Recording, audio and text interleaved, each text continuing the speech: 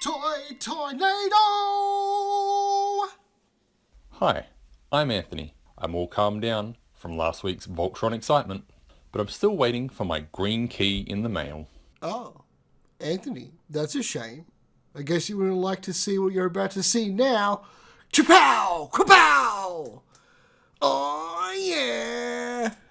And with me is a man who's put his Voltron lines back on display and has finally taken off his yellow jumpsuit.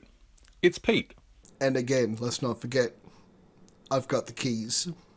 I've got the power!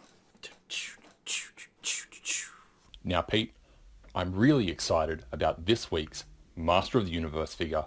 It's the Sorceress from the original Master of the Universe line. This one came out in 1987.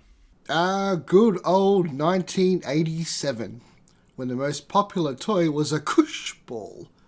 That's right, Kush Ball. Where we also had Superman, The Quest for Peace, Princess Bride, Predator. Good year, good year. But how could you ever beat a Kush Ball?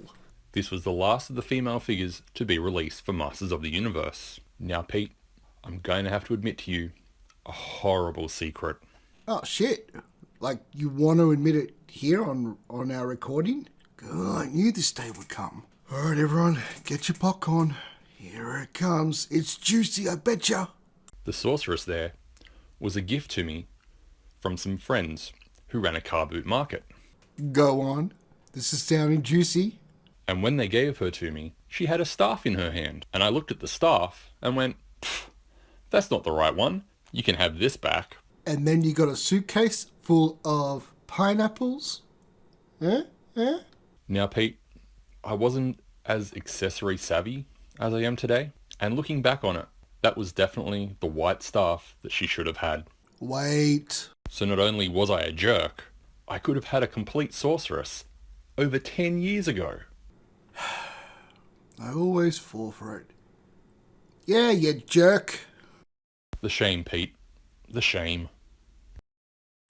Now, if you looked at the original Master of the Universe mini-comics that came with the first couple of runs of the figures, you'll notice that the Sorceress looked nothing like that.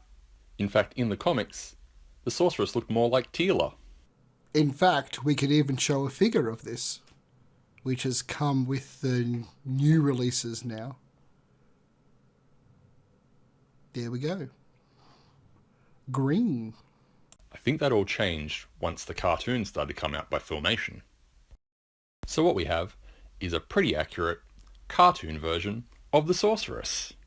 Now, as a child, I wasn't entirely sure that a Sorceress figure actually existed, but I had a friend who lived over the back from me, and she insisted that she had a Sorceress figure, but would never show me. And look, 3-year-old Anthony believed her all the way.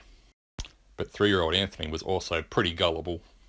Now, this figure originally came with the comic book The Search for Keldor. Keldor being King Randor's brother. So if we look at the figure, Pete, it's got a really cool action. You can fold her wings down and then they spring out. The articulation in her arms is also a lot different to the normal Master of the Universe. It seems to have ball joints in the shoulders. And of course, the legs are joined at the hip by a big rubber band inside. Unlike most of the other Masters of the Universe, her head can't turn. Now, Pete, I believe you've got a couple of other Sorceress figures there to show us today. Kind of like a bit of a Sorceress bonus. What wit you have, Anthony. What wit. While we're watching some of the videos that we recorded, here's some couple of things I looked up on the internet. So, in one storyline of Mattel, Teela is a clone of the Sorceress. And she eventually takes over as the new Sorceress and one day becomes the wife of King He-Man and mother to their son, Dare. Huh? Fact number 1. Fact number 2 is that the Sorceress is actually trapped in Castle Grayskull. I don't quite know why, but she can only escape in bird form. And fact number 3, she can project her image to others,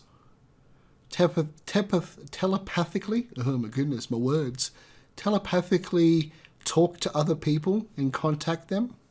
She can sense the thoughts and emotions of others. Teleport herself and others across vast distances. I don't think she can teleport herself. She can't leave the castle. Create fire. She's got magic shield. She has a bit of telekinesis.